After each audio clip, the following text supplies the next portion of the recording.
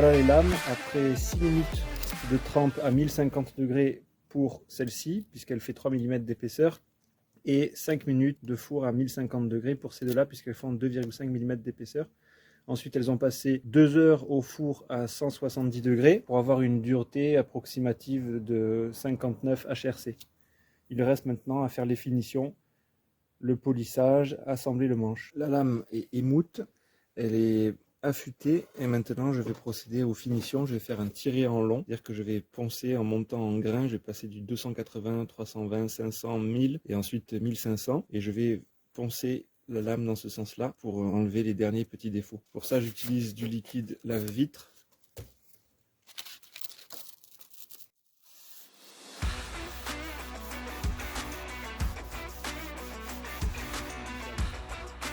Rigide et bien plate.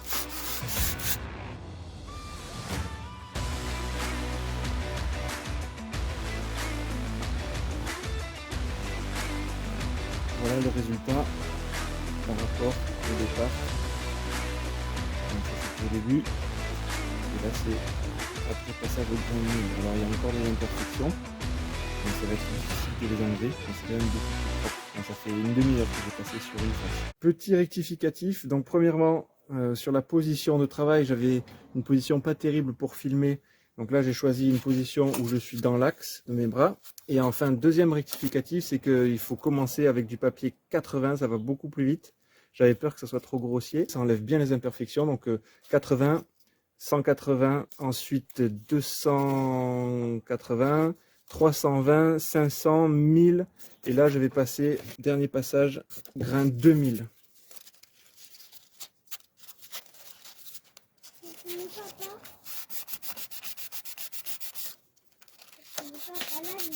Non, la vidéo n'est pas finie. Ça, c'était ma fille qui est avec moi à l'atelier, qui bricole. On passe à l'affûtage. Ici, c'est une terre diamant au grain super fin. J'en ai d'autres grains grossiers, grains moyens. Et ensuite, on finira au cuir. Concernant ces pierres, elles valent assez cher. Je ne sais plus combien, mais c'est dans les 60 € de la pierre, il me semble. Mais c'est à vie, quasiment. Je m'en sers pour affûter les lames de couteau, évidemment, mais aussi les lames de ciseaux à bois, les lames de rabot. Et on les trouve.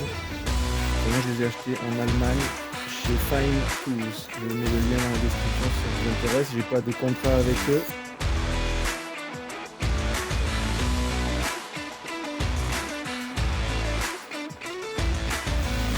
Passage sur le cuir.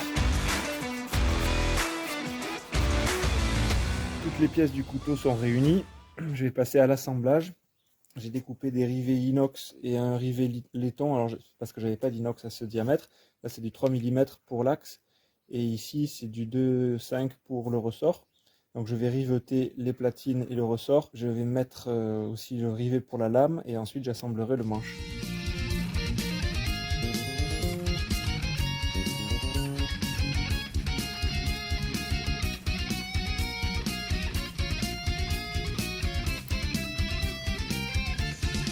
Bon, je vais riveter, je vous reprends après.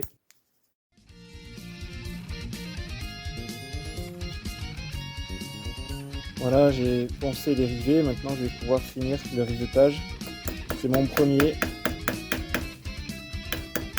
On serre les doigts, je croise les doigts.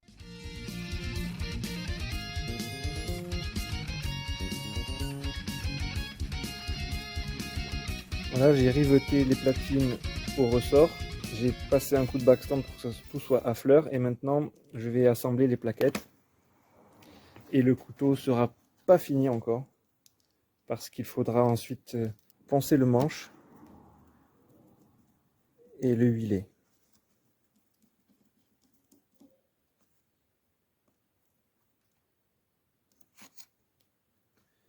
Et ensuite, je vous ferai une vidéo sur les défauts, les imperfections, comment elles se sont produites et comment les éviter. Pour l'instant, je suis plutôt content parce que hier, quand j'ai fait la lame, j'ai fait pas mal d'erreurs que j'expliquerai plus tard. Et j'avais peur d'avoir gâché tout le travail. Voilà, on ne serre pas fort pour les vis parce que sinon le bois risque d'éclater. Voilà, délicat. Le couteau est presque fini comme je l'ai dit. On peut déjà avoir un petit aperçu, donc il me restera à finir le manche. L'ouverture est un peu dure. Zen. Très dur. Ça c'est parce que j'ai poli l'intérieur et j'avais peur de trop enlever de matière. Et au final avec le rivet, ça serre la lame. Donc je pense que j'aurais pu enlever un peu plus. À mon avis, je suis bon pour un démontage, polissage de l'intérieur. Bon, mais c'est loin d'être fini. Par contre, au niveau centrage, on n'est pas trop mal.